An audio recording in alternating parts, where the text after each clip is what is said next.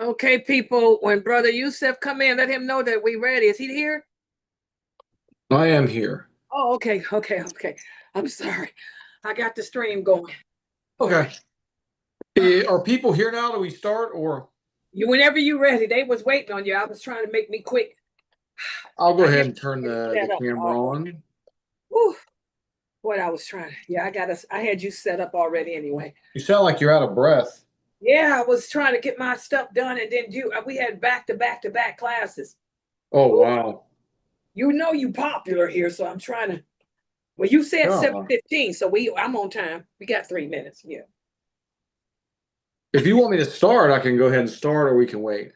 It's up to you. Yeah, we're fine. I'm just happy we got it together. I'm working the system right. Let me put my thing down. There. Wait a minute. Hold on. Take my thing. There you go. There. Assalamu alaikum. Everybody's getting my camera centered right quick. For those of you, hopefully, maybe there's some of you today here for the first time, newsflash, we are not Sneeko. We're not the Warner. We're not Ali Dawa. We're not the rest of the circus. You're going to hear some things tonight that is real, uncensored. As Sister Layla was mentioning before we went live, they can't put me on TikTok, and hopefully tonight you'll find out why that is. Even though getting banned by TikTok would be an honor, needless to say, I would take tremendous pride in that. I'd like to have a plaque, even made on it. So we are going to continue. Welcome everybody, as always. Continue, and I hope this is the last time, honestly, I have to talk about Zohran Mamdani or Abdul El Sayed. Just thinking of their images in my mind makes me nauseous. But because of the fact they're so popular and they command, we're going to look at that again tonight. Just never forget, 95% of the Muslim vote love these guys. And we're going to look at the Muslims still love these guys. And we're going to expose people who are connected to them. Certain people last week, and that's just kind of this gentleman summed up what a lot of people say when you attack people like this, is that you're making it up. You're just painting a negative picture. You're a Republican agent or laughable things like that. And as always, we give the quotes, we give the facts. And if you don't like reality, it's not my problem. But I deal only in reality, and I deal only with what we can prove. If I'm speculating, I will mention I'm speculating, or inferring, or something of the sort. So we're going to start off with good friend Zohran Mamdani, who's quite a few things about him in the headlines this week. One of his aides, and this goes to the gentleman, if he's watching, who made a comment last week.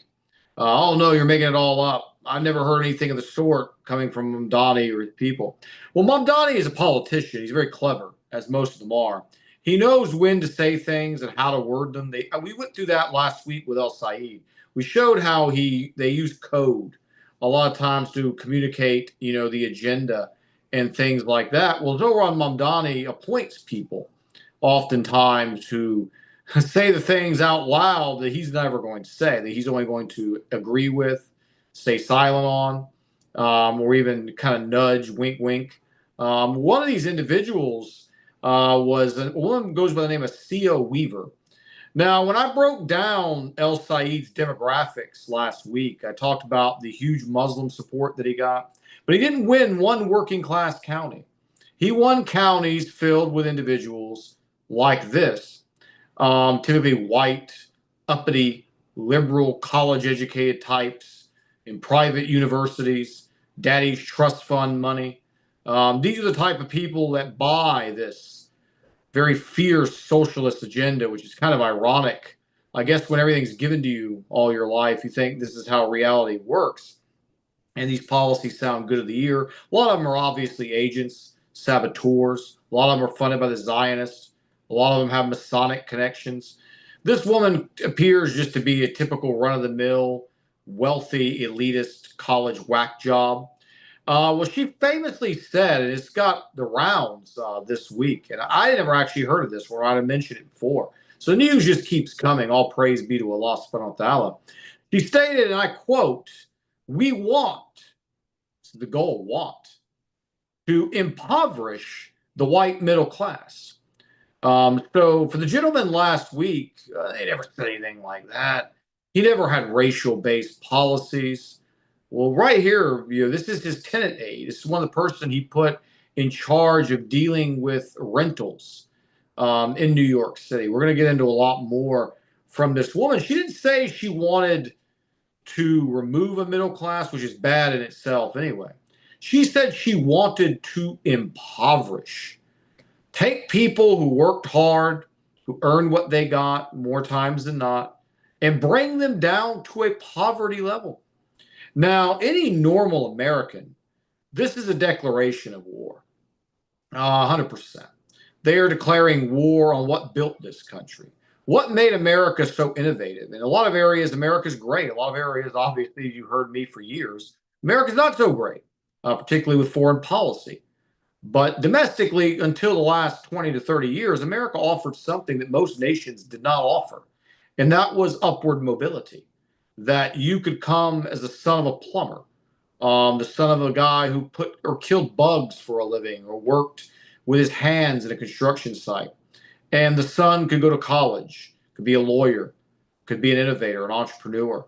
It was that middle class that sprang that upward mobility, that made the American dream, that brought so many people from around the world. And they want all the middle class. They just know that their racist base is fine when they put the word white in front of it. It's the oppressor. You got to get the oppressor. We got to get that white middle class. And she just want to get rid of it, impoverish it, bring it down. I mean, could you imagine if any politician, any of their aides, their brother, or family member, we're going to look at family members coming up here in a little bit, Mr. Sayed and his unfortunate sister, who doesn't know how to close her mouth, but anybody connected to a political figure to say this about any of the group, I mean, you would see massive anger. You would have white Americans turning on that individual. No one would openly accept such policies, but yet the Muslims in New York have no problem, apparently, with this language. Now, this ugly, wretched creature, and if you saw her, you know exactly who I was talking about. I mean, the script writes itself. Allah subhanahu wa ta'ala puts a mark on wickedness. I'm a true believer in that. You see people who exude ugliness, and you look at the way they look. Most times, more times than not, these are some of the most horrendous looking people you ever laid your eyes on. Well, this beast was a member of the Democratic Socialists of America. And her claim to fame was she took advantage of the COVID scam. If you're not familiar with me, please watch some of the past where I broke that down, to propose rent strikes. Now, let's put this in a little bit of context here. These are the same people that pushed for the policies to lock you down and stop your ability to go to work and provide a living for your family. These whack jobs, or I don't believe they really, a lot of them were stupid, but most of them knew it was a scam. They were toting the line. We're out there saying that all businesses should not even go to work. I mean, there were some of these clowns during that time. Some of you probably remember it well. Even essential, they said you shouldn't go to work. I'd like to have seen how the world would have turned out if your power company, your plumbing, your HVAC technicians, and all those people didn't go to work. Let's see how quickly the world shuts down, or your police didn't go to work. But they were out there, shilling this. You should stay home. You shouldn't work. And then, of course, what was happening? People didn't have any money, so they couldn't pay their rent. And the landlords took a huge hit. We're going to get to that in a second, what happened to us because of that. Because the landlords, they bought these properties. They have to maintain these properties. People think being a landlord is just some easy peasy, existence. But no, I mean, you could be making profit off the rent for 3 years and then the pipes fail, and you got to be rolling responsible to fix that. You're talking about tens of thousands of dollars. You're losing half a year's profits in some case, or the roof has to be repaired. So the landlords are not collecting rent. This woman was calling for a rent strike.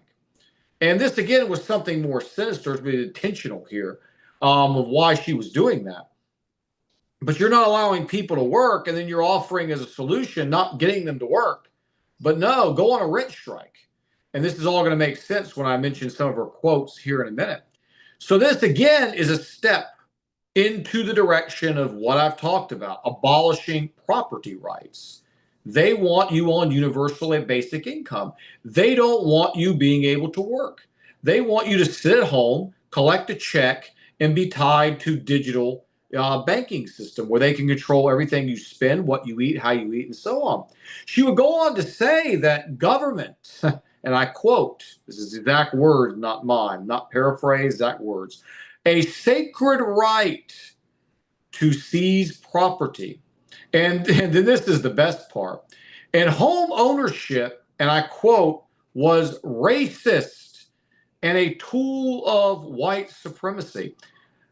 I mean, you've got to be a special kind of mentally deficient to hear language like this. And number one, not laugh. Number two, not think, what is going on here? How are they making a correlation between supposed white supremacy, racism, and property ownership? Because property ownership is a good thing. Property ownership allows you to have generational wealth. Property ownership allows your children to have that start I talked about, better than you did. It allows the next generation to get better. Property ownership is a beautiful thing, but these demons have to frame it in such a way using inflammatory language to convince you that this is something that's evil. It's racist. And why has rent become unbearable? I've talked about rent because during COVID, while we were stuck in the house, only essential workers allowed to work, they were opening the borders. Private equity was buying up homes, and landlords were losing tons of money. So the landlords had to get together and collectively raise the rents because they lost so much money, especially in places like New York and California, Oregon, with whack job leftist governments were locking people up for insane. I mean, Oregon didn't remove the mask mandates until it was 2024. I mean, California, Oregon were being the worst. New York was trying to run a race there to compete with that. And now she comes out and says the government has a right, a sacred right, as she called it, to seize property. Interesting. They tell you exactly what the plan is. They're just using white people to try to get all these gullible idiots out there to think this sounds something good. Oh, they're going to do it to them. It's not us, you know. They're only going to impoverish the white middle class. Well, if the white middle class falls, job creation goes down, opportunities go, everybody's going to fall down. With it, it's still a majority Caucasian country. And if you lose a solid middle class block, is impoverished, of course, that's going to lead everybody right to the bottom. It's going to have a domino effect. They know this, of course. But the dumb sheep, the 95% of the Muslims that voted for this man, don't seem to get it. They don't think past a first grade level, to be honest. And I am insulting their intelligence because anyone that hears statements like this and doesn't scratch their head, doesn't laugh, doesn't ponder, doesn't dive deep, really is a very, very low IQ individual. Now, Mamdani would openly admit his playbook and highlight the things that I've spoke about. Nothing, again, if you heard the statements from Mamdani that I'm about to talk about, nothing would be surprising. I mean, I highlighted him here. I didn't know this interview existed, but he had done an interview where he was using his real accent, which is heavily a foreign accent. Apparently, they've hired a lot of vocalists and speech coaches to try to get him to sound more normal. Because when you hear him speaking here, he clearly speaks with a foreign accent. So in order to be more palatable to people who grew up in this country, he's, I said, undoubtedly gone to speech coaches to clean up his voice. Politicians do this all the time. Hillary Clinton famously got rid of her Southern accent to be more national, trying to talk a more, you say, nation neutral, type of accent. So Mamdani has an image right there of one of the individuals that Sia that we were talking about. So in an interview, Mamdani would say that whites basically in this country are attracted to ideology, while immigrants and non-whites are attracted to ethnic identity. He would go on to say that he would use the ideological connection to take power. So what he's basically saying is that we know all these immigrants, like I said last week, they vote purely on tribalism. As I told you last week, and here he is, leaked interview right after I gave the presentation, saying in his own words, it's all over YouTube, it's all over Twitter, can be found by any who honestly want to see it. He's saying exactly what I said. You're voting tribalism. They know you. That's why they brought you in here. That's why the government is so open to allowing people who have no business, no job skills, the whole 9 yards to come into this country, because you're giving them exactly what they want. You're going to vote ethnic identity only. And Mamdani was right here in this interview saying it. And he said, because white people split on ideological lines, we are going to manipulate the liberal whites to pretty much voting for their own destruction. So he again showed it. And by this woman I talked about, this is that sad case of that indoctrinated leftist college girl who's full of guilt, full of self-hate. She's literally serving people openly, more fiercely than they are, to serve the destruction. Does this white woman think for a second, when these racist men like this and the Zionists behind him take power, they are going to discriminate against her? Go look at what the Bolsheviks did in the Soviet Union when they took power. They didn't discriminate. They eliminated.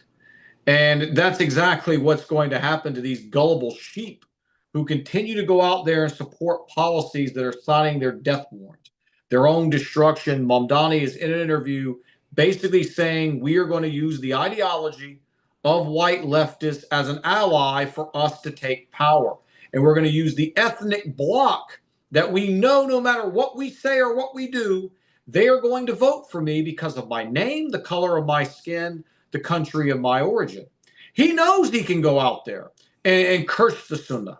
He knows he could go out, not curse the Sunnah directly, he'll curse it indirectly through his actions. He knows he can go out there and make a mockery of the Prophet ﷺ in deeds and action. And the Muslims will still vote for him because of the fact that he has brown skin and he has a funny name, as they'll say, oh, he's like us. He's an immigrant just like us. No problem. Or he'll say, Salam alaikum. Palestine, yeah. And it doesn't matter at that point. You're still going to vote for him. Now, he did something else, too, during his campaign trail. He kind of cooled down, and something funny happened with that also this week. He famously called for basically the abolition or the destruction, elimination, defunding, whatever you want to call it, of the police. He famously would tweet, we don't need to do an investigation. Why? I mean, don't let facts get in the way of your feelings. We don't need to do an investigation to know that the NYPD is racist, anti-queer, and a major threat to public safety. Now, the track record of the NYPD in modern times is pretty solid. The NYPD is a multiracial, Latinos, Italians, English-born Caucasian Americans, African Americans, Asian Americans. The NYPD is not the same NYPD it was back in the 1920s, but these guys, they know that the average person is not very literate. The average person falls for emotional rhetoric. They, again, can come out there and say nonsense like this, and people are just going to go, yeah, get them. And if we're any kind of country at this point worth any amount of respect, this guy would be handcuffed and flown on the first plane, one-way ticket back to where he came from. These comments are hateful. They're vile, divisive, disgusting. You know, he said, you know, again, I mean, there's no need for an investigation. The NYPD is vile, anti-queer. I mean, that was even a funny one. I mean, because obviously, as I've talked about in previous chapters here, they try to piggyback a lot of these immigrant groups off the struggles of the past of African Americans, and they try to put themselves in that face when they have no right to do that. They're very good at doing it, and we let them get away, not we, but people let them get away with it. But anti-queer? I mean, there's not even been, even in the bad days of the NYPD, have we ever found any scandal involving the NYPD doing anything against people because they were gay? I mean, was the NYPD grabbing a guy randomly on the street? Hey, sir, are you gay? Oh, yeah, and then club him on the head with a baton. I mean, this is fantasy. This is cartoon nonsense. It's not reality. And again, to just offend and attack all the good cops in, New York City. And without the police, where are we? We're in the lawlessness. And guess what? And this is where it really becomes clear again, if it isn't already. His trashy horror movie looking wife, who's Syrian, who that was one of the reasons a lot of Arabs voted for. She's Syrian. Why not? This creature wanted to go to Syria and Lebanon. And guess what? She wanted the NYPD to do what? To give her security. This vile, no need for an investigation, this vile, racist, disgusting, anti-queer, anti-abortion, they kill black babies in their beds, how evil the NYPD is. But yet, when she wanted to go to Syria and Lebanon, she wanted them to go with her to take care of her, and they declined. Of course they did, for as many reasons why, but you can't make this stuff up. These people are armed to the teeth. They have security everywhere they go, but not for you, not for I. They want you to get social workers. That's one of the platforms, the left. I'm not making this up. No one believes me. Go check it out. They want to call a social worker. There's a crazy guy wielding an axe, and he wants to chop someone's head off. Dial the social worker. Hey, we got a guy might be mentally disturbed here. Come and talk to him. And you go, hey, sir, how are you? Are you having a bad day? Do you need a hug? This is literally what they're proposing because they know it doesn't work. They're not stupid. They want lawlessness, but not for themselves. They want themselves behind a wall with machine guns. They want to have their armed guards being armed, loaded, chambered bullets, but not you and I. You and I know. We shouldn't have that. They want us living in a dystopian, crime-infested hellhole where there's no law and order. And then what would we do in such a situation? You would go out and beg the government on your hands and knees, please, government, take away my rights, provide basically protection for me. And of course, the government will be more than happy, to oblige. The government will be more than happy to put more surveillance, more monitoring, taking away more of your rights, raising your taxes, more money out of your wallet, so to speak. But not for them. This vile, if I really believed, and of course he doesn't believe this, it's all agenda driven again. He was willing to entrust them, to his wife. This vile, racist, horrible organization known as the NYPD who should cease to exist, as he said. But take care of my wife for me, why don't you? You can't make it up. And again, every poll, they just released another one about favorability. Every demographic group in the state of New York was unhappy with this guy's performance. Some negative 21, Catholics particularly, Protestant groups, regular white Americans, working class, all negatives. One group, and the media, they tried to not show that it was the Muslims, but it was the Muslims plus 45. They called them other religious group. What other religious group are they referring to? Hindus and Muslims, I'm assuming. Plus 45 in his favor. This is disgusting. We continue to have people in our midst, imams in our midst, who are peddling these people to you, to your children. All this is going to end very, very badly. I'm on here hoping non-Muslims watch so they understand that not all Muslims think this way. Not all Muslims are their enemy. But when they read stuff like this, they say, yeah, Muslims are my enemy. Look what they're supporting. And again, this is all going according to plan. This is what they want. They want us hated, and they're using these guys, along with many other reasons that we have highlighted here, to drive that up. And as we're going to segue now into our other friend, Mr. Abdul El Sayed and his buddy, Hassan Piker. Hassan Piker, as I covered last week, is a vile podcast host who calls himself the non-practicing Muslim.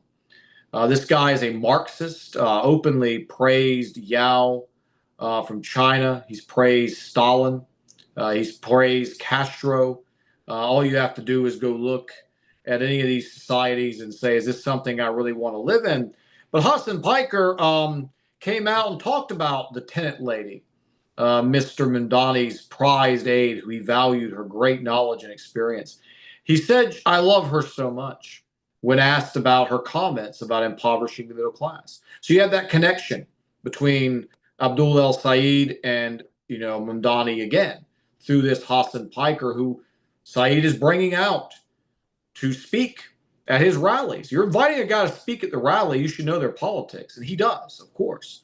And he has no issue with Hassan Piker's comments. And he said he loves this woman so much. The woman who said she wants to impoverish the white middle class. For those people out there, oh, they didn't say this. Well, here you go. Again, this clown, as we talked about all the wealthy that supported El Sayed last week, this clown, Hassan Piker, lives in a $3.1 million home and has dedicated his life to promoting communism. What a strange place for a communist to live. Aren't communists supposed to live in nature, as we used to see with the hippies in the 1960s and 70s, in communal life where they live off the earth and they wear the same clothes every day? No, not this communist. This communist lives in a $3.1 million home. When asked, he said basically it's fine as long as he doesn't have too much wealth. You know, the problem is people have too much wealth, but he's okay with the $3.1 million. And he wouldn't basically stop. I mean, this guy came up on his show. He was thinking of different things to insult white people with. He came up with some names to insult white people. I'm not going to repeat here. Graphic sexual things, other disturbing things. But he was upset because he said that white people just don't care. They don't get mad when he makes up these racial insults about them. What he doesn't understand, of course, is that we could care less what a lowlife like this says. My problem is the fact that he's working with a guy who's running for public office in this country. This guy just had his microphone. Let him run his mouth. He is a lowlife. We should send him back to Turkey where he belongs. That's a different conversation for a different time. But again, he was upset that these new racial words that I alluded to last week, they just weren't making white people angry because he just doesn't understand who we are. We could care less. It doesn't affect us until you have power to bring such ideology and force legislation that would openly harm us. And again, this is El Sayed's power. You are the company you keep. I mean, I would never go to a public place and speak and bring a speaker to introduce me who said such things like this about other groups because that's not my value. Of course, El Sayed, this is his value. He has no issue. We're going to see his sister here in a minute. It's going to be the majority of our ending here. In fact, how wretched of a creature she is. Now, El Sayed, just like his buddy, he owns multiple mansions. This guy has places in Michigan. He has a place in Dubai. This is not cheap for anybody who's ever been to Dubai. And he has places in India, ironically, because he's all about bringing in those H-1Bs that he talked about to take Americans' jobs. There's no problem. Probably he's recruiting, making a pretty penny by flooding the American job market, suppressing the wages, bringing another foreign culture into this country who doesn't respect the laws of the land, who's going to, again, displace Americans for cheaper, salary. So again, what an interesting life for a communist to live, a socialist who wants everybody to be equal. 3 houses, 1 in Dubai. He also washed 100 YouTube clips of him this week saying stupid things, obviously he believes, that he knows now in the election cycle, people are waking up to who he is, and they're going to use him against him. So many of his past statements, he's trying to go through the internet and bury it. But fortunately, the internet's eternal. And a lot of people have already captured that stuff before he was able to take them down. He insulted American football because he's trying to play to his left base. He said it's toxic masculinity, which we've heard that before. Being a man is toxic in the eyes of the left because, again, a weak man allows himself to be conquered. They want men weak so they can put policies like Zohran Mamdani's female friend talked about earlier. Weak men won't fight that. Strong men will. So you have to attack any institution you see as having any remnant, small or big, of masculinity. He called American football slavery. Making $60 million a year, which top 5 NFL players currently make is slavery. An average salary of $450,000 for the bare minimum is slavery. I think most NFL players, obviously all NFL players, would laugh at such a ridiculous statement. But these are the silly types of things that he said. They're generally more harmless. than the things that his sister said. Now, he wished he could have gone out and deleted her tweets, but nope, we've got them. And we're going to cover it, and we're going to bury this wretched animal, right here today, because he's basically never renounced his sister. He's never renounced her views. They grew up in the same household. It's safe to say that he shares the views of his sister. Why wouldn't he? He's been with her in public. He's never said away, that's her opinion, not mine. He's never done that. So let's take a look, and then we're going to really bury this individual for how ignorant, vile, and disgusting she truly is. So here's a quote, and they have no problem putting this online. Excuse me if I don't celebrate, he's talking about Thanksgiving here. The transfer of land, it's Thanksgiving, the 4th of July. The transfer of land from one colonizer to another. This was one of her first major tweets. Lord, please have empathy and compassion for the people who are now discovering that America is a pretty evil place that hates indigenous, black, brown, queer, and poor people. So America hates it all. This is a vile, why is she here? If it's this bad, would I immigrate somewhere? Like when I lived in Bahrain, I lived in Saudi, visited Oman. Did any of those places I feel hated me? No. And that's why I lived there. If I felt so strongly that this system hated me so much, it was this evil, why would I be immigrating there? This woman makes $245,000 a year, by the way. Of course, not poor by any means. But no issue saying such hateful, we're going to expose all this junk of how ignorant her statements are. And she's also, guess what? Of course she is. She loves some good old-fashioned abortions. Here's a tweet from her from 2022. My abortion was one of the easiest and best decisions that I ever made. I cannot imagine a world where I would be forced to be pregnant 8 more months and then give birth when I didn't want to.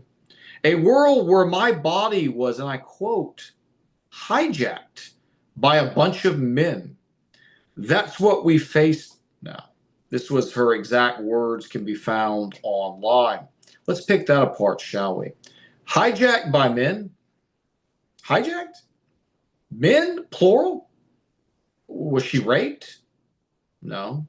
Was she in a brothel? Perhaps. I mean, men, plural. So there's all these different men had turns with her. They hijacked her body. She had no choice but to kill the baby because she was just conquered. Did the men come to her house with a gun and tie her down? Because that's what that language implies. But obviously that's not the case at all. So why such harsh, language? The way she's describing the beauty of Allah subhanahu wa ta'ala and childbirth and a man and a woman coming together to hijack her body. They took control of it. I think she let these men, plural, do in fact just that. We're going to look in a second. That's exactly what happened. So for starters, I just want to ask a question. If you've seen this woman, I don't know which man would. I mean, you've got to be a low life of a man to, if you're going to end zina and you're going to commit zina, whether you're a Muslim or you don't believe in zina, if you're an atheist or a Christian, and you chose this hideous looking thing. I mean, this is what these men out here nowadays can find as acceptable. I mean, that's the first thing we got to get out of there is that aspect of it. I mean, I wouldn't marry this woman in a halal way unless you paid me a dowry in the billions, of dollars. I mean, but this woman obviously was giving it away for free and was obviously committing zina. But for all jokes aside, I mean, wow. And she admitted in April of 2022 that the abortion was for convenience. Basically, she was out there messing around with a lot of different guys. Well, she used men, plural there. And she got pregnant by one of them and said that he wasn't ready to be a father and she wasn't ready to be a mother. And she decides, we'll go kill it. Why not? And this is a Muslim woman, by the way. This is a Muslim woman. This is the sister of the Muslim Superman that we've been hearing about for 2 weeks. And again, you see this pure example of Muslim 2.0 behavior. This woman is openly admitting that zina is not even a big deal, pretty much. I mean, using men in plural, and then describing sexual acts between a man and a woman as hijacking, her body, and all of this. I mean, just vile, nasty, nasty stuff. And Muslims vote, no problem. She'd be on stage with him. If this guy gets elected, God forbid, and we have to listen to this guy for 4 years, I mean, she'll be out there at the acceptance things with him. People will be clapping. You have women out there with hijabs, crying probably like they did with Obama, talking about what a great day this is for the country that you elected these type of people. These are great people, great role models for your young girls. Well, she would go on because, of course, when you kill the babies, you got to take, and already you've talked bad about white people. Why not even more? Let's just talk about white people even more. She said white supremacy was historically the bloodiest ideology that ever plagued the earth. She said in another tweet, someday I'm going to make a Twitter account called Profound White Guy, and it will be the wisdoms of basic white boys who think they're wise. She would accuse whites of being against welfare and entitlements because they wanted to stop people of color from surviving. Unbelievable, like stuff here. I mean, I'm going to get to this, and really we're going to destroy her, like I said earlier, more than we already have. But, let's go back again. Bloodiest ideology in history. I mean, number-wise, that simply doesn't match up. This woman, as we're going to show here in a second, obviously is illiterate when it comes to more things than one, history being, one of them. She is a COVID mask Nazi, if you will. She was even wearing the mask as recent as 2025. She tweeted about being on a plane with two white women and had to make sure to mention their color. And they weren't wearing masks. How horrible, these wretched women were for not wearing a mask. And they were murderers, putting her life. But she had to mention their race. During the peak of COVID, I was at one time one of only two people. This is when it first began. And everybody was falling for the Kool-Aid or drinking the Kool-Aid, falling for the lies. I was one of only two people in the grocery store out of about 50 that was not wearing a mask. The other one was an African-American gentleman. Now, the only reason I'm mentioning his race here in the story is because just showing how this woman, even in a situation like this, she had to project her hate and her disdain basically for white people, that she had to signal these women out for not wearing a mask based on their race. When there were all of us all over who knew this was a lie. And like I said, this woman was doing a speech at college as recent as 2025 and still wearing the mask. I mean, these people were sick. They need to be ridiculed and laughed at if they weren't so close to actually being able to make change. This woman is a professor. And she famously stated that she was using the institution that she was teaching in as a springboard to what? To power.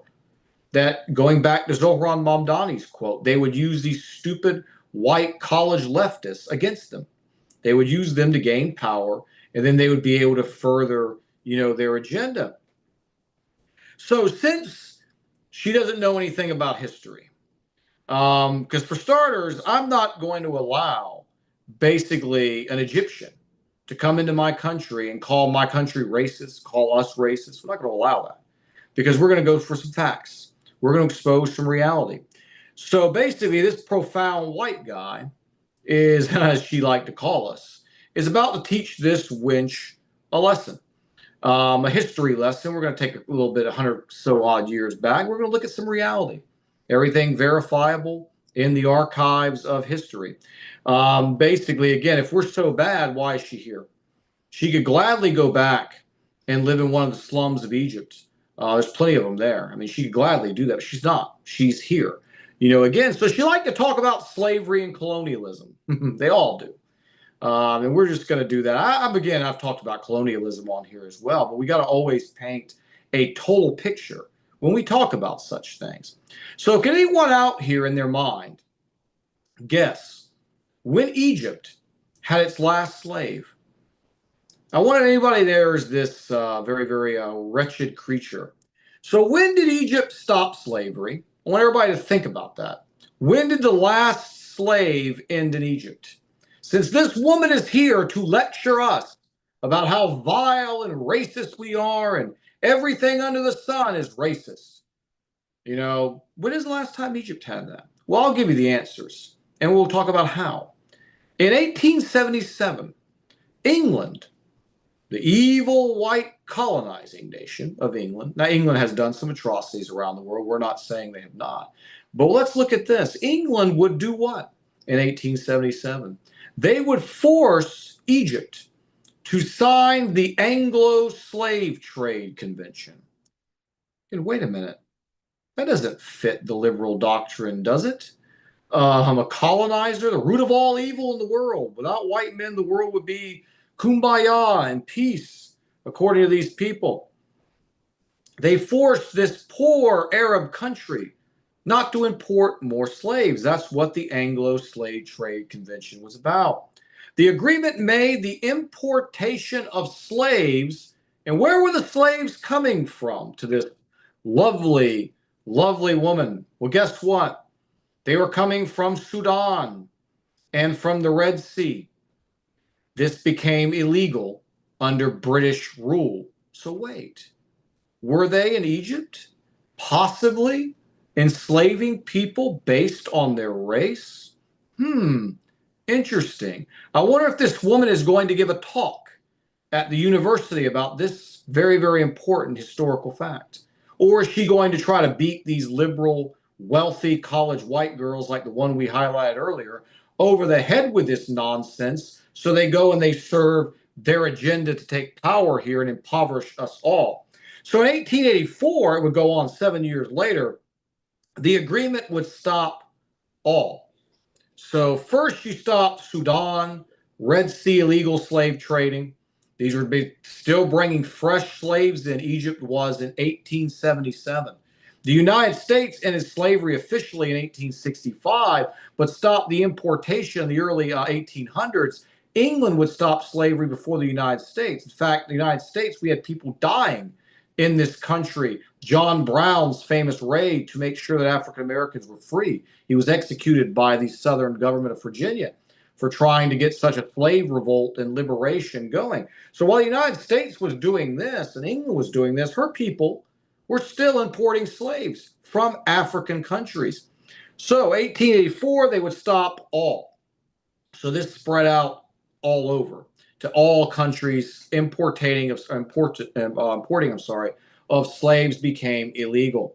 Now, a final agreement was signed in 1895, which gave the remaining slaves in Egypt full rights to complete freedom. Now, this would slowly die out, the practice, but Egypt would finally, due to what? Continuous enforcement by whom? The evil white colonizer. In 1932, they were still using slaves.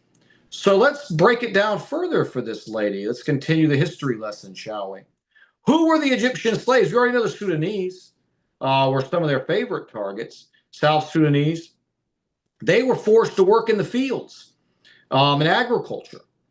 Other black slaves from around Africa were forced to work as domestic servants. It doesn't end. Whites, whites were enslaved, but also they were considered what? Higher tier.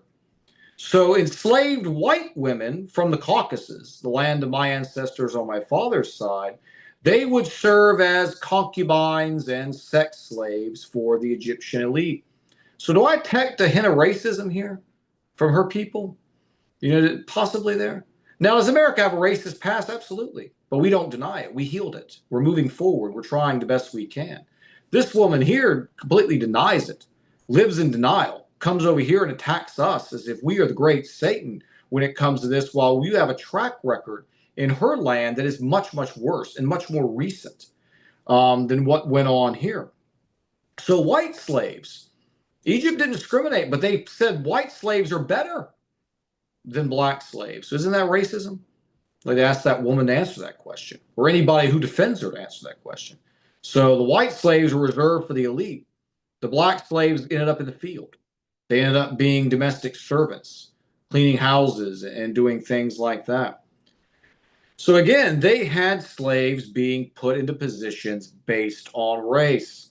White people proudly We ended slavery for most of the entire world, but are constantly demonized by demons like this as being the harbingers of evil.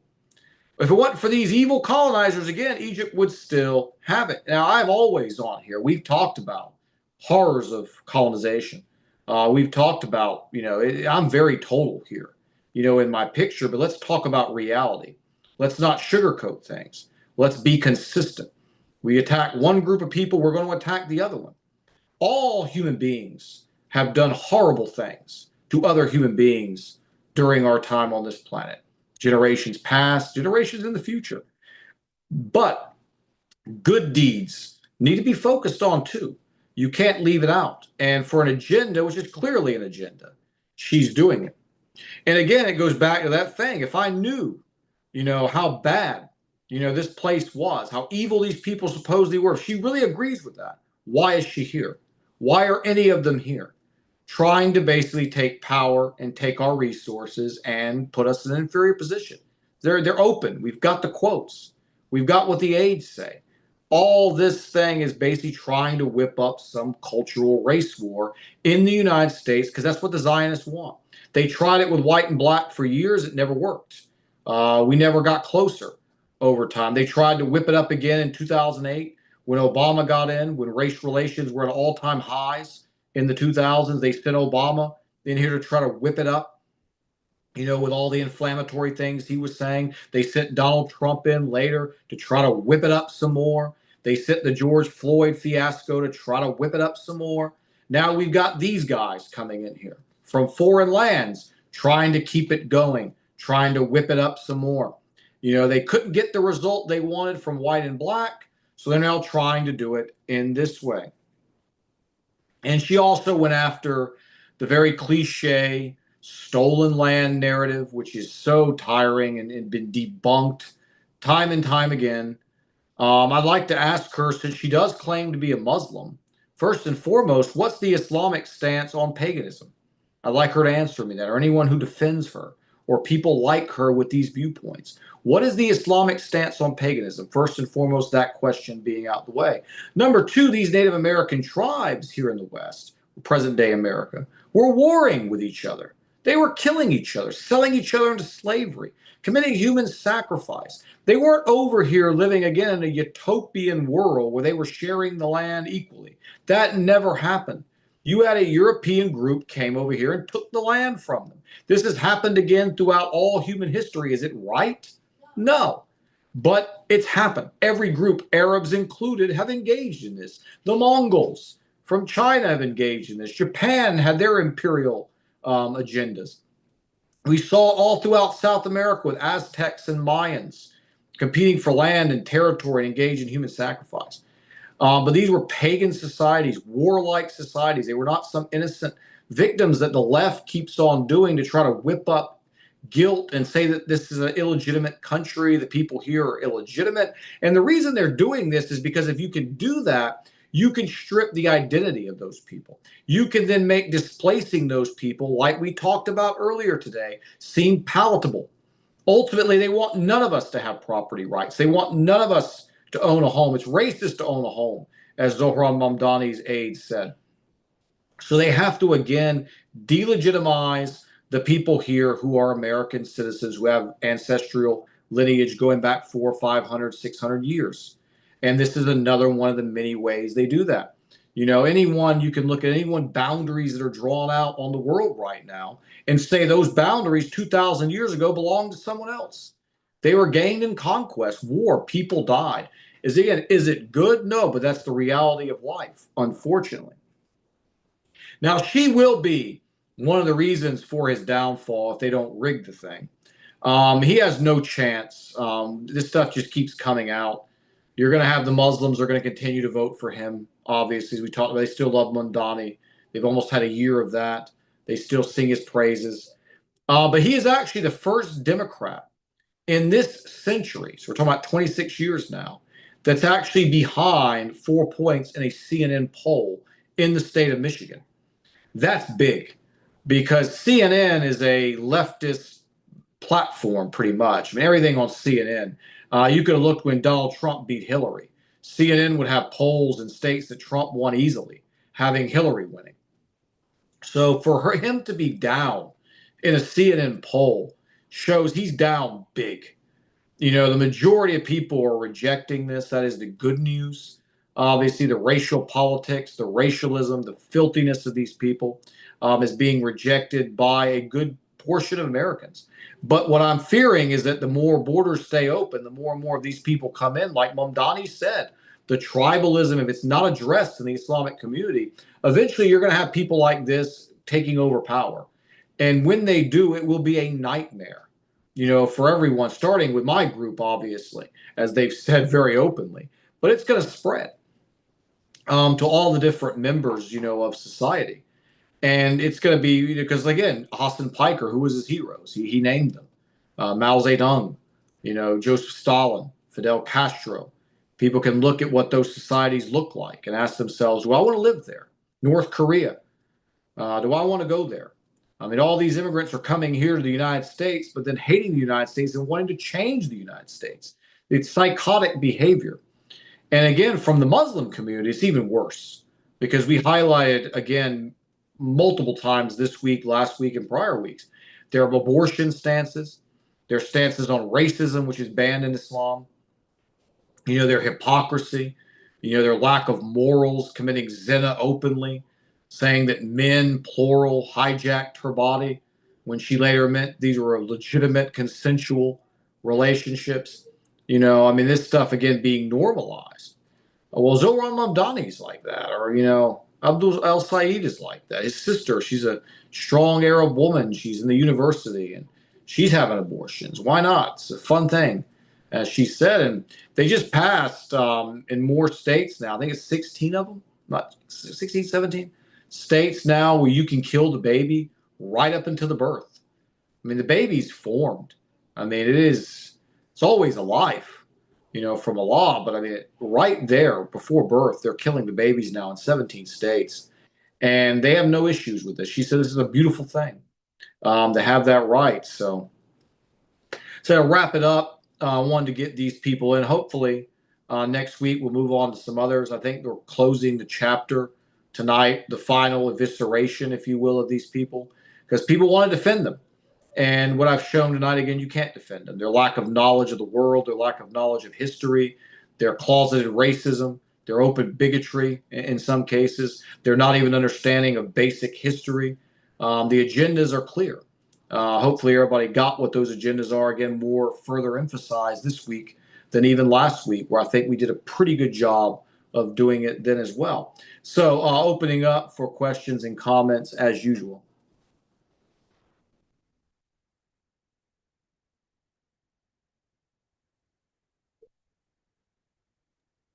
Alhamdulillah, we have a comment on YouTube from Brother Ahmad. He says, but there is white supremacists. They have white privileges, which other races don't have.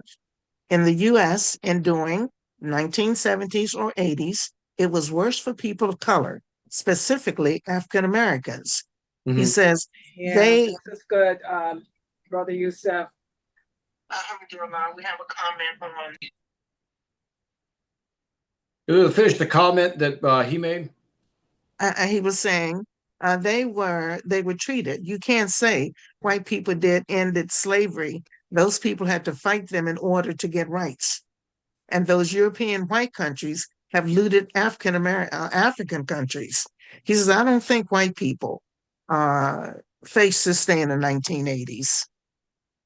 Well, if he was listening correctly, we did address that. And black people didn't fight. There's no war in this country for rights. They were done at the bargaining table. I mean, things happened over the course of time. Here, there was a civil war, largely fought by white men to end slavery in the United States. We did go through periods. Obviously, we've talked about that on this broadcast. Now, if he's referring again to this white supremacy myth, if you go to Pakistan, where he is from, and if I go to Pakistan as a white man, will the Pakistani people in Pakistan have more wealth than me? Absolutely, because it's their country. If I go to Saudi Arabia, will Saudis have privileges and rights and more wealth generational than I do? Absolutely. My main point is that only African Americans in the United States have a grievance. And I've covered that on this platform many times. Post Civil War, what should have been done obviously was not. Did America handle the transition off of slavery as well as it should have? No, America's not perfect. No one's perfect. But any immigrant group coming into this country, as I said, has no room to complain. They have no room to talk about people here having more wealth than them when you entered a country they have generational ties to for over 500 years. It's like I go to live to Japan right now. The Japanese are going to be in a top position over me there. Does that make the Japanese bad? Does that mean there's Japanese supremacy there? Absolutely not. It means I'm in Japan. So only the African Americans have historical grievances from the American government. They were promised land. They were promised help and assistance post-Civil War that never came. Those promises are well documented and were denied. They were put through a segregational system. They call it Jim Crow for short in the South. Denied voting rights and things like that, which were amended over time. And like I said, America's made tremendous progress on that.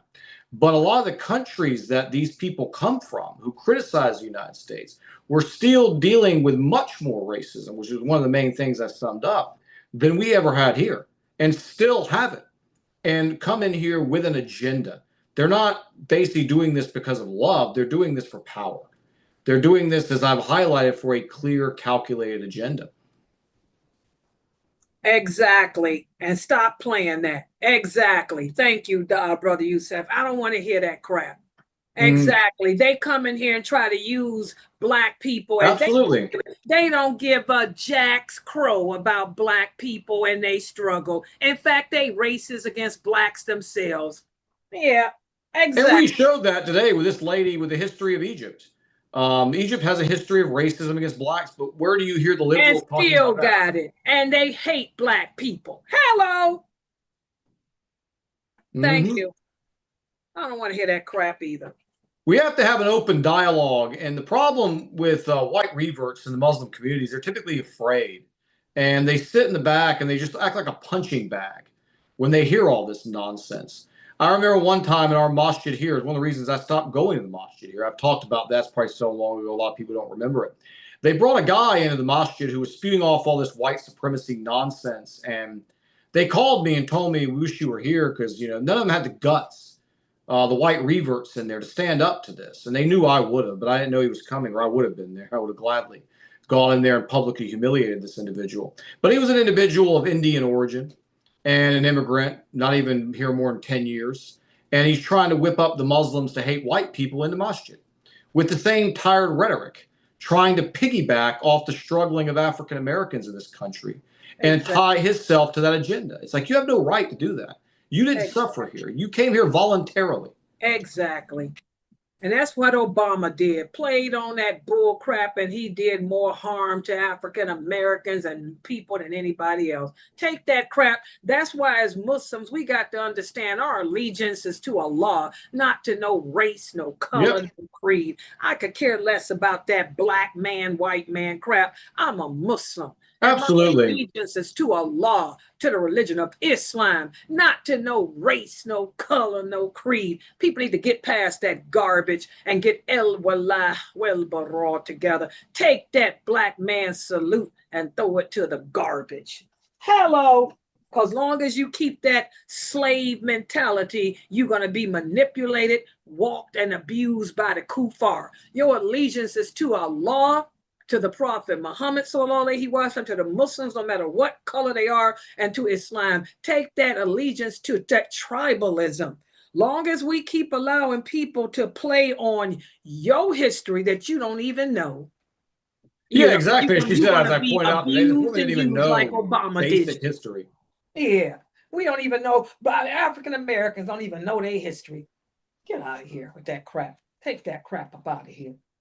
You're a Muslim. Your allegiance is to Islam. The heck with that stuff.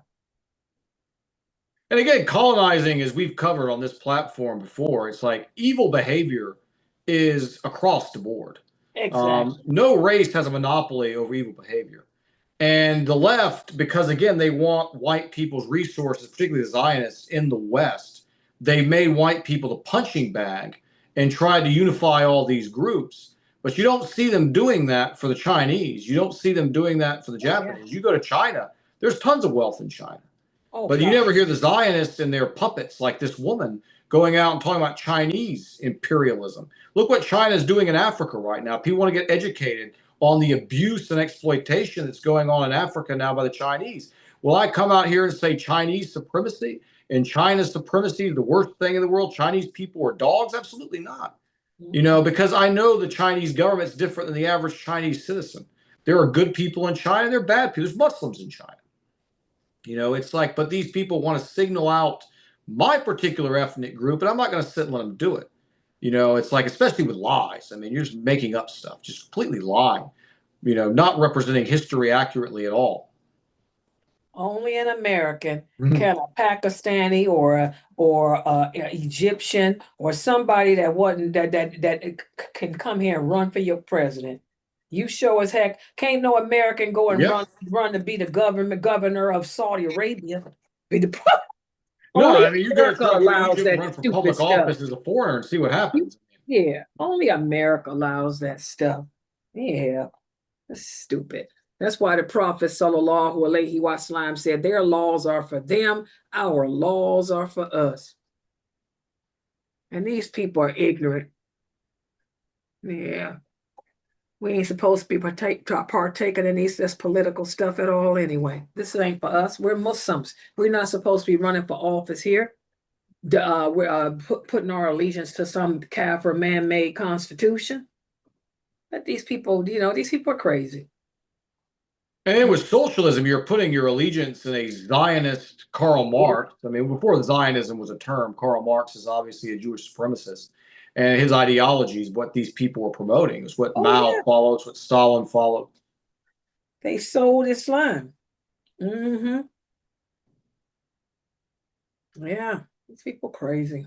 Yeah, this is great. Everybody, the other people here typing, this is great. They're learning so much just from you talking about this stuff. And we need unity. And, you know, the only way we're going to have unity is to talk reality. I mean, that's you're not going to hear this on Nico, as I said at the beginning. Nico's going to do Mamdani as a battle cry like he did when he did his famous throat slitting gesture.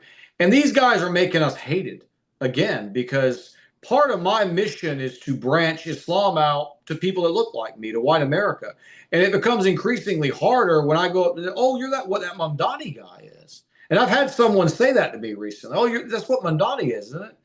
And it's like, oh, no. Like, and it's just so damaging. You know, like, oh, you're what Mamdani is. Now you're what Abdul El Sayed's sister is, or you're what that crazy Rashida Tlaib is, or these awful, wretched human beings, you know. That's what a Muslim is now to the common person. Who's going to want to even open a Quran when you associate Islam with this vile rhetoric we talked about tonight?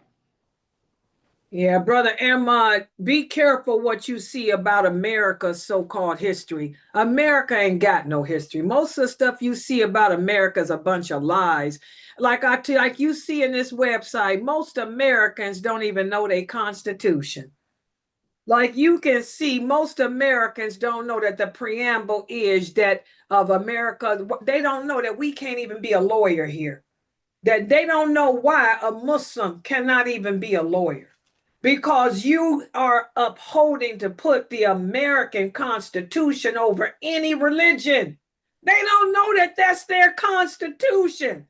So don't look at nothing about America's history. Remember, the people that came here were the worst of every country. This was the punishment. When you commit a crime in Africa, your punishment was America. Commit a crime in Europe, the punishment was America. So we got the worst of Africa here, the worst of Europe here. That's why we the baddest country on earth. Drop a bomb on you. Okay? So don't look at nothing about America. We Muslims. If you are Muslim, you better take pride in being a Muslim. Don't look at that stuff about America's history. Even Americans don't know their history. We got some of the worst Zionists, obviously, here as well.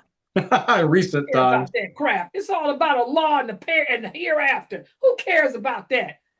Allah is the one that decreed for you to be wherever, whatever land you in and die wherever you are. That other crap, all that racial tribalism. The Prophet said, anyone who ascribes to tribalism, you are not of me. I want all you Muslims to remember that.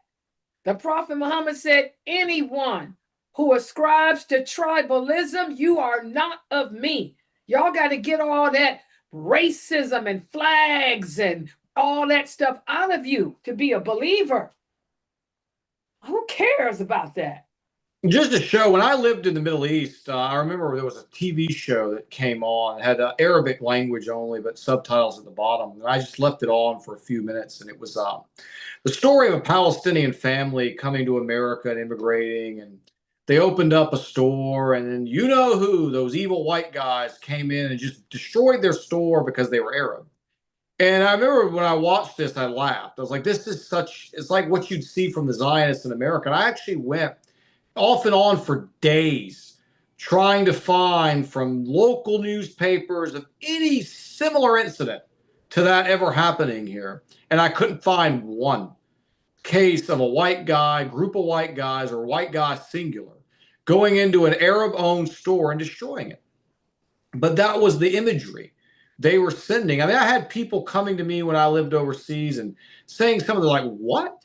Where are you getting all of this? Oh, from a movie.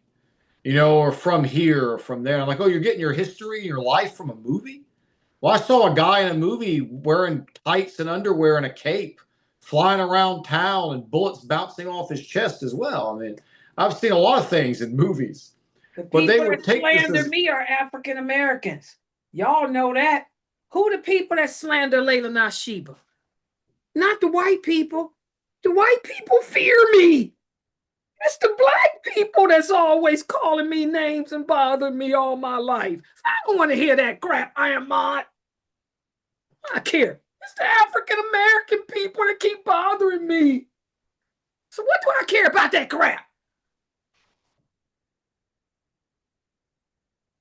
You know, who cares about race? we're here to build a better world. Yeah, I care about that color crap. Y'all better learn some allegiance to Allah. Get out of that crap. White people scared of Layla.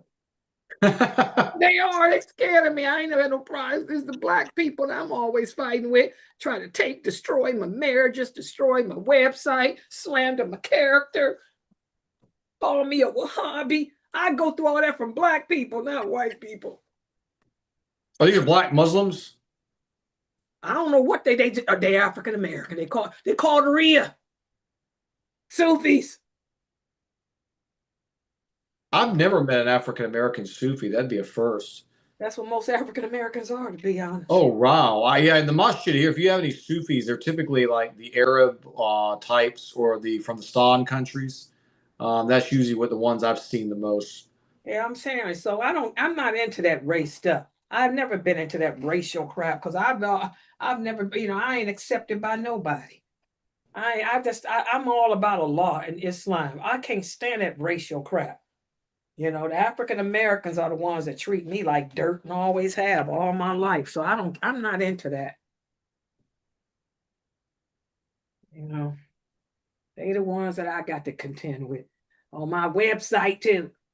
The kafir you were talking about before we went live that you banned 10 times, where was he? Or what was he? I attract these African Americans. You said there was a guy you banned him 10 times. He kept coming on with new accounts to blaspheme. Oh, that was the guy, though. Those are we getting attacked by this website now. We got Shiites coming in here like crazy. We got everybody coming in here now. We got Shiites, we got Sufis. Well, our dawah now, believe it or not, we got a lot of new shahadas because we're on TikTok. Our dawah is so great. We're getting attacked by the Shiites, the Sufis, everybody. Most American Muslims are Sufi. You know that, right? Yeah, definitely. So they are, and by us teaching the pure Islam, I don't know. Well, I'm gonna be honest. I don't know what he was. He's kept coming in here about. He was I don't know what race, color he is, but he's a Shiite because he kept coming here about virgin. No, he was a kafir coming to hear about virgins, and he was a kafir. I don't know what color he was. Yeah, But because he was taught blasphemy of the prophet. Shia wouldn't yeah, do he that. was talking about the Prophet Muhammad and virgins, you know. And I just shut him down by telling him, look, I can't help it if your women are so trifling, and you know you've been wanting a virgin and you're obsessed with me, and let me stop coming in there.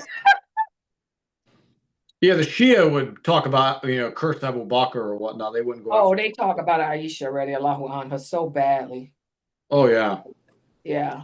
But If we got a lot of new shahadas, I was thinking after we wrap up this series in a few more weeks, I was going to start doing some stuff for me, because what's going on now online is you have a lot of apostasy amongst these reverts that have come for 2 that's years. what I'm dealing with. Yeah, That's because the what Christian tactics and lies, and I'm pretty yes, familiar with Christian apologetics. rejectors of hadith. That's what they're messed up. Because we got a lot of the Muslim women are rejectors of hadith. That's the new thing too. I don't know what group that is. That's a Sufi group too that rejects the hadith. The women feminists. That's why they. Oh no, the new shahadas like you. You're popular with them because you're opening their eyes up to the feminists. That woman you did, Aya Voice. They were following her. And it's a lot of women like her. They are the hadith rejectors. They want you to continue with her. Yeah, we were going to look at, then this stuff came up. There is a Saudi female that goes by the name of Hind al-Qahtani. Oh, God. They talked about her. They was Yeah, we're going to me cover her talk about probably her. next week. Yes. And They her asked me daughter about her. and some of the fashionista culture that's coming out of the Gulf now. Because Yes. Saudi trying to play two ways here. On one hand, Saudi's been marketing it since I lived over there. Then number two, they want, when one of their own turns to that propaganda and embraces it, then they have a problem with it. But you created this. You created the Frankenstein, like literally. You laid the framework for it. And I've been seeing Saudis, but they used to use foreign women when I was over there. They would have the foreign women in the television shows, the foreign women presenting this type of female behavior. And it was always them. They could go, oh, it's not a Saudi woman, but now you've got the Saudi women duplicating that behavior. And now they all of a sudden want to pretend they want to play the moral police That's card. what you're doing to them. You've gotten them. When you hit that lady, now you are popular with them because that's what they were before they started. If they learned about me and started coming, I got them off of Reddit. They come to me off of the Reddit group. They were following her on Reddit. And she had them convinced that Islam, to reject the hadith, that Muslim men are abusive towards women, that if you follow the hadith is a anti-feminine, you can't work, that women are oppressed, the hadith oppresses women. And they mentioned that name of her and some other women too, that they were following, but now I got them with me, In fact, I'm going to talk about Aisha radiallahu anha, her marriage with tonight for my Q&A. But that evidently these hadith rejectors is very popular, and they are the reason why a lot of these women are apostating and rejecting hadith. The feminists, yeah, they want you to cover more of them of those. Oh, we absolutely will. So we'll do Hind al-Qahtani next week and a couple of others. And I never heard of her until they told me about her. This is one of those people again. I watch sports. It's one of my guilty pleasures. We all have to have something. I like to play sports too. I like to stay athletic. I was watching World Cup stuff, and they started showing me these half-naked Saudi women that were holding up the Saudi flag with the Shahada on it at a game. And I'm like, who is this? Why am I being shown this? I'm looking for the actual scores and the goals and the players. And you're showing me like three half-naked Saudi women holding up a Saudi flag. And I'm like, Hind al-Qahtani, who is this? And I started investigating, and then she was recently banned, I think a week ago, from all platforms in Saudi, which is a good move, but this is not all they need to do, obviously. There's a lot more Saudi needs to do to clean this mess up before it becomes a monster like it is in America. But she's like, like Lily J, but worse in a way, because it's the filters plus the plastic surgery. It's just total fakeness. I just heard of her from them, and they they told me about. They mentioned her, and just a couple more women they mentioned too. But these women are on the rise, and that's who they thought was representing Islam until they Sister Amira got them tuned on to me. And by me teaching basic Aqidah, you know, and using the Quran, I use books and I use the hadiths, and they see the truth. And Islam is so simple. Alhamdulillah is working with them. And they said they so happy that the sister on Reddit got them hooked up with me. But they were following, and I told them women are not even Islamic teachers. I don't know what these women. I thought that one with the eyelashes was a convert. I said, them women No, are that's not a even Islamic born. educators. I don't know what them women are. They ignorant, you know, but and then a couple others women that they was listening to on Instagram. I said, and those women are Qadiriya. Those women are Sufis. I do know them other women. Those are Sufi, mystic Sufi women, and they are really messed up. They don't believe that Allah is the creator of good and evil. They don't believe that Allah is the creator of man's actions. They think you can change your decree. I said, y'all definitely learning from the wrong people. So, yeah, it's just messed up. But And then they'll get to praying to saints and all that other stuff that inevitably comes in as well. The intercessions and praying to a guru in India who died in 1541. Yes. I told them, y'all just have not been learning from the right people. I said, and I don't know, I'm going to be honest. I told them, I don't know no female daya in America that teaches what I teach. I mean, these women are all either Sufi or nothing in America, you know. I mean, I don't know what, I don't, you know. So they, alhamdulillah, I got 250 of them. Oh, mashallah. And it's growing. They're coming. I mean, they love what I'm teaching so much. They're because I'm lighting their heart up. Like I had to tell Jamali, it's called passion, bro. I have a degree in communications, Barbara Walter style. I know how to shake a heart, bro. Plus, I learned Islam from the true scholars. I know how to teach. You know. There's people nowadays, they learn Islam from Ali Dawah and Muhammad Hijab and Chat GPT and Lily J. And plus them using books, they can see it. I mean, really real books. You know, my teachers wrote these books. You know, Umar al-Eshkar was my teacher, and I'm teaching his books. You know, subhanAllah. And I've been teaching his books for the past 30-some years. Yeah, so subhanAllah. Yeah, so he's gonna stay on this. Y'all hear him, sisters. Yeah, he's gonna cover your girls. They're saying thank you because they enjoyed, they loved when you broke down Aya's voice.